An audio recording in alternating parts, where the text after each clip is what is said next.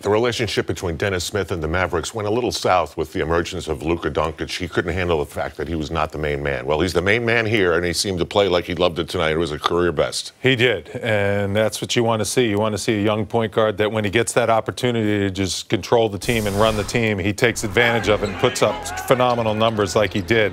11 for 25 from the field. Well, I'd say, guys, he's not shy. FGAs. FGAs, get him up, attack. Full aggressive attack mode. That was a good thing to see. He was 2 for 9 from the three-point line. He's got to continue to improve that three-point percentage. There you see the dishing to DeAndre Jordan. Had the 6 assists, the 5 rebounds, so he filled the box score.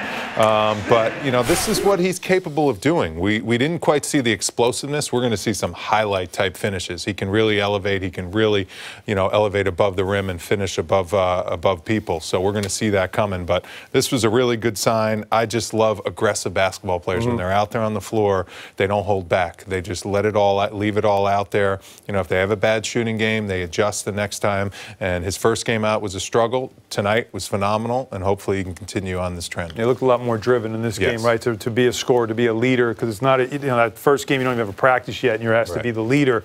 But what I noticed in his shot chart tonight, and it's actually a positive, even though he didn't shoot well from 3, 2 for 9, was that 8 of his 11 made field goals were all at the rim. At the rim. We're not talking about, you know, 2, 3 feet away. So this is a guy, one of the issues the Knicks have is they don't really have enough guys. Alonzo Trier is one that gets dribble penetration, gets into the paint. He's proven he can certainly do that. Alan, the 8 best Knick minutes in the game to me were the ones in the second quarter when Mitchell Robinson made you say, what the heck is going on? One day of practice with DeAndre Jordan in Lob City returns, and it returns in New York, and it's what they think Mitchell Robinson can be, and he looks much different. Just look at the physicality for a guy who's 7 feet, his ability to leap, the length he has, but just watch the quickness and how quick. Look, the rebounding, by the way, his second double-double of the season, and that's another DeAndre Jordan thing. But watch it, right here. Look at the athleticism here for a 7-footer, and the finish, the body control. These are all things that are going to make him so valuable, and it also is reminiscent of what a young DeAndre Jordan looked like with the Clippers when he started to come on. These two guys, that's why the Knicks, when they looked at this trade, a lot of people thought, well, DeAndre Jordan's going to look to go to another team.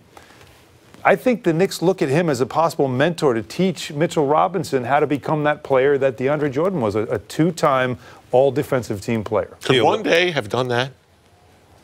Well, we've seen signs of that from right? Mitchell Robinson, but he just electrified the crowd the way they he got spent time into practice together. A lot of time yesterday in practice and together. a lot of it with a big man is angles. And when you have that type of jumping and leaping ability, he did a good job of getting behind his defender.